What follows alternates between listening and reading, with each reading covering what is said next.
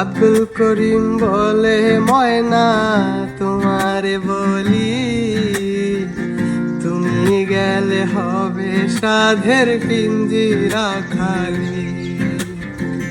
আব্দুল করিম বলে ময়না তোমারে বলি, তুমি গেলে হবে সাধের পিঞ্জিরা খালি। কে শোনাবে মধুর বলি বলো আমারে, কে শোনাবে মধুর বলি বলো আমারে। তোমারে পুষিলাম কত আদরে, আমার মাটির পিঞ্জিরা সোনা ময়না রে। তোমার পুষিলাম কত